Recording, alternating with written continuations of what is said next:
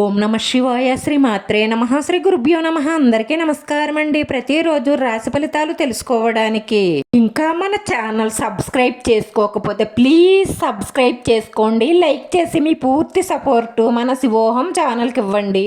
రేపటి నుంచి గోచారం ప్రకారం మేషరాశి వారికి శుభ అశుభ ఫలితాలు ఎలాగుంటాయో అలా వివరంగా తెలుసుకోవడానికి ఈ మన వీడియోని స్కిప్ చేయకుండా చివరి వరకు చూడండి.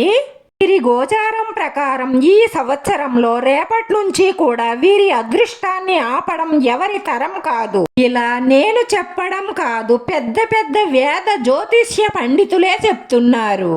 ఎందుకంటే ఊహించని విధంగా వీరి లైఫ్లో ఎన్నెన్నో మార్పులు చోటు చేసుకోబోతూ ఉన్నాయి.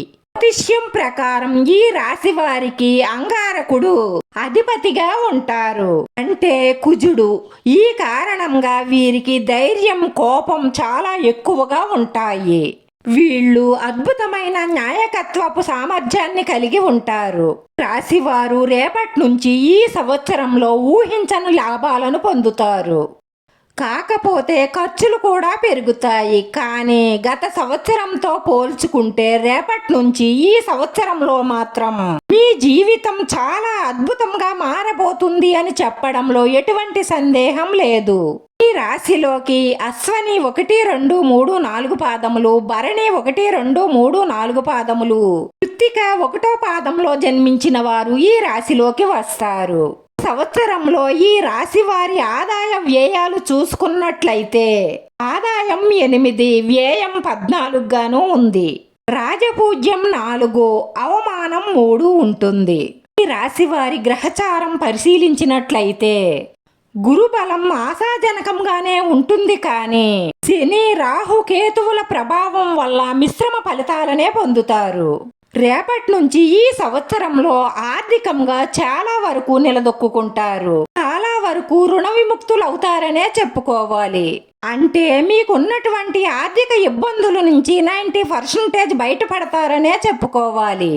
మీకు ఈ సంవత్సరంలో చాలా వరకు అప్పులు తీరి ఊరట చెందుతారని చెప్పడంలో ఎటువంటి సందేహం లేదు. ఈ రాశి వారు ఉన్న గృహంలో తప్పకుండా ఏదో ఒక శుభకార్యం జరిగే అవకాశాలు ఎక్కువగా గోచరించడమే కాకుండా వాహన లాభం గోచరిస్తుంది. చాలా శుభకార్యాలు మీ చేతుల మీదుగా జరగడం కారణంగా మీరే ఆశ్చర్యపోతారు. ఈ రాశి వారు ఏ విషయం మీదైనా సరే పట్టుదలగా ప్రయత్నిస్తేనే విజయాలు సాధించగలుగుతారు.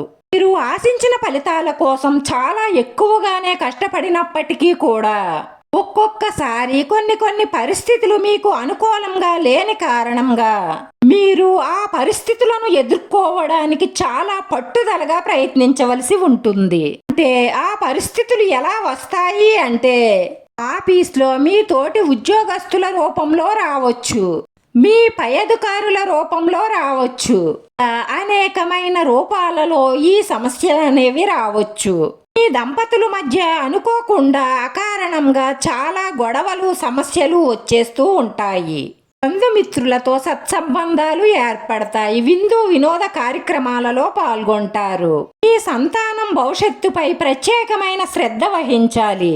కుటుంబంలో ఉన్నటువంటి చిన్న చిన్న సమస్యలను ఎదుర్కోవడానికి, వాటిని దాటడానికి మీరు కోపాన్ని తగ్గించుకొని ఎదుటి వారిని అర్థం చేసుకోవడం వల్ల మీకొచ్చే చాలా సమస్యలు రాకుండా ఉంటాయి.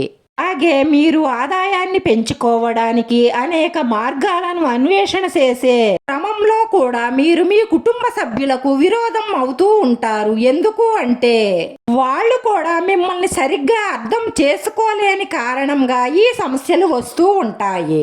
మీరు వారి మీద కోపం పడకుండా వారికి అర్థమయ్యేలా చెప్పడం వల్ల ఆ సమస్యలు రాకుండా పోతాయి. వాస్తు దోష నివారణ పనులు చేపట్టాలి. ఈ విలువైన వస్తువులు దొంగిలించబడే అవకాశాలు ఎక్కువగా గోచరిస్తున్నాయి. కాబట్టి విలువైన వస్తువుల పట్ల చాలా శ్రద్ధ అవసరం. ఆరోగ్యం పట్ల శ్రద్ధ వహించాలి. రాశి వారికి నూతన వ్యాపారాలు బాగా కలిసి వస్తాయి. రాశి వారికి సొంతంగా ఏమైనా చెయ్యాలి అన్న ఆలోచన కార్యరూపం దాలుస్తుందనే చెప్పాలి. న్యాయ, వైద్య, సాంకేతిక రంగాల వారికి ఆర్థికంగా చాలా బాగుంటుంది. విద్యార్థులు ఉత్తమమైన ఫలితాలనే సాధిస్తారు. రైతులకు కూడా ఆశాజనకంగానే ఉంటుంది.